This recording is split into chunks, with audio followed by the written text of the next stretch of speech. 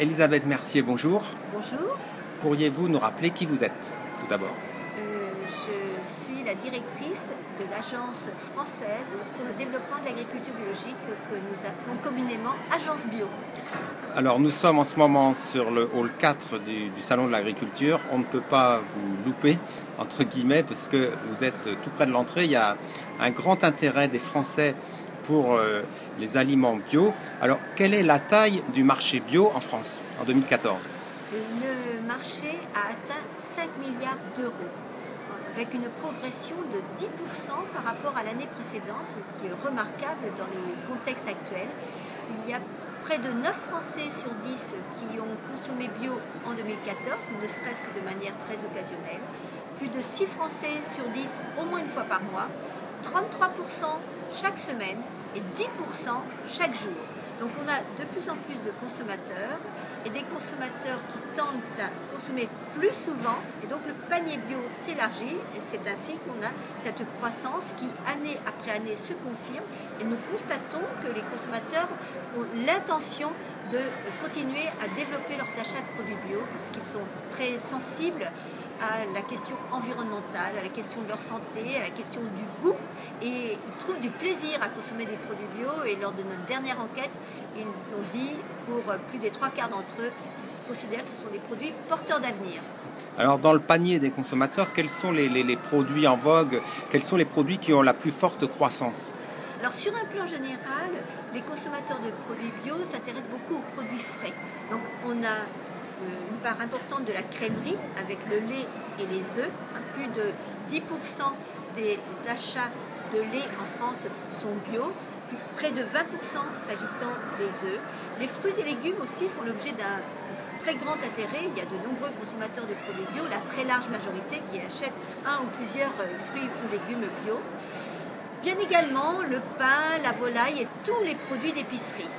Au cours des dernières années, l'offre de vin bio s'est beaucoup développée, donc la consommation augmente à due proportion avec une croissance à 2 chiffres qui a dépassé les 20% de croissance année après année.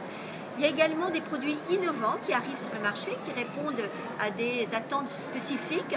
Donc il s'agit de multiples assemblages, de la très large gamme des pains, des pâtes, des produits sans gluten.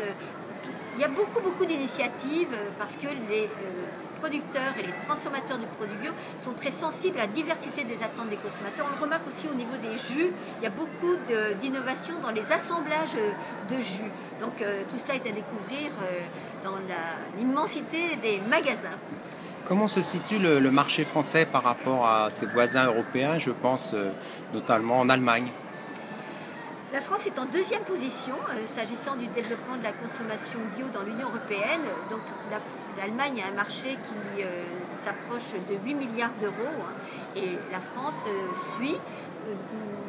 Les autres pays de l'Union européenne ont tous une consommation bio à la hausse avec des rythmes de croissance plus ou moins importants. À ma connaissance, aujourd'hui dans le monde, il n'y a pas un seul pays où la consommation de produits bio ne soit pas orientée à la hausse. Même au Royaume-Uni, où il y a eu une régression pendant quelques années, depuis mai 2013, il y a de nouveau une progression des achats de produits bio par les ménages. Les agriculteurs français sont-ils en mesure de répondre justement à cette demande en forte croissance? Alors, le nombre de producteurs engagés en bio a doublé de 2007 à 2012 et la progression continue. Nous avons actuellement en France plus de 26 000 producteurs bio, quasiment 26 500 fin 2014, 13 000 transformateurs distributeurs engagés pour offrir la large gamme de produits aux consommateurs. Il y a aussi un emploi qui est d'autant plus important que l'activité bio a un contenu, un emploi plus élevé. Les producteurs sont en mesure de répondre aux attentes des consommateurs dans de nombreux secteurs aujourd'hui et sont appelés à s'engager davantage pour que justement la production augmente dans les mêmes proportions que la demande. Donc nous avons fait connaître l'état des marchés, quelles sont les perspectives de croissance et cela suscite un mouvement croissant de conversion vers l'agriculture biologique et nous nous réjouissons qu'au cours des derniers mois, des intentions de conversion ont été manifestées et des décisions prises. Elisabeth Mercier, je vous remercie. Merci.